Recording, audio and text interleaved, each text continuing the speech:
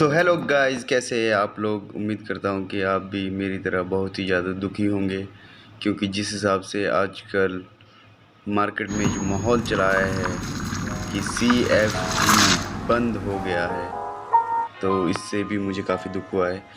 तो आज मैं आपको अपनी भी स्टोरी शेयर करना चाहूँगा कि किस तरह से मैंने CFG में के बारे में मुझे पता लगा और किस तरह से मैंने CFG में इन्वेस्टमेंट की।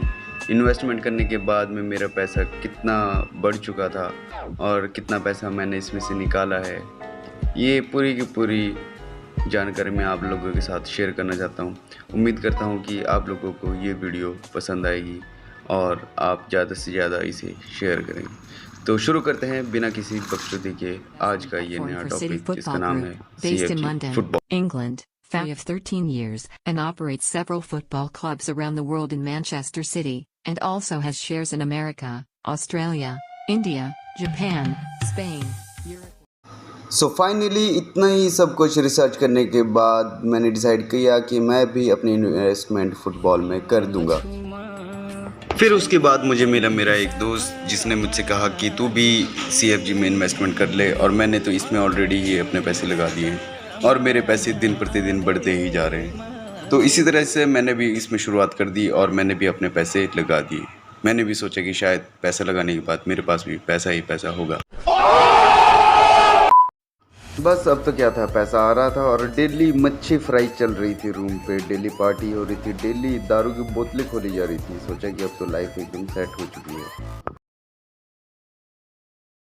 CFG International has set up an office in Malaysia to provide good service for everyone. The office is just beside the AFC Asian Football Confederation within 100 meters. We will actively organize charities in the local area as a give back to the society, help those in need and cultivate young entrepreneurs. To this end, we will launch the CFG Young Entrepreneur Fund.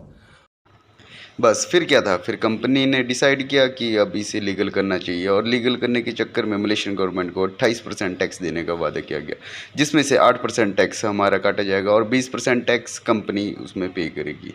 तो इसी के साथ total मिला के 28% का GST tax इन्होंने इसमें implement करने की कोशिश की।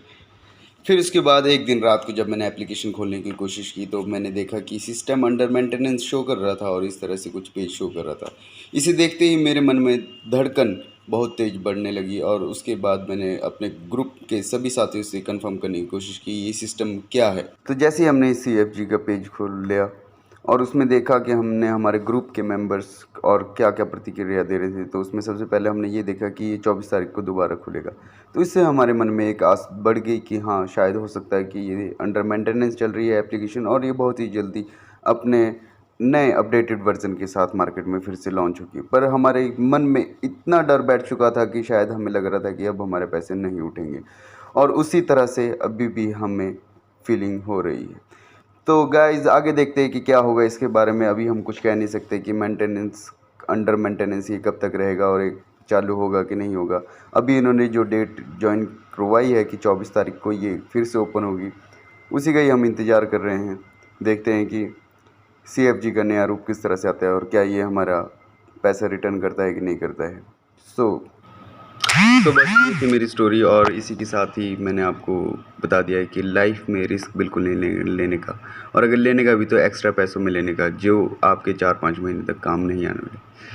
तो ये थी मेरी स्टोरी गाइज। अब बस इतना ही कहते हुए कि bye bye, tata, goodbye, गया नहीं। अरे कहना क्या चाहते हो?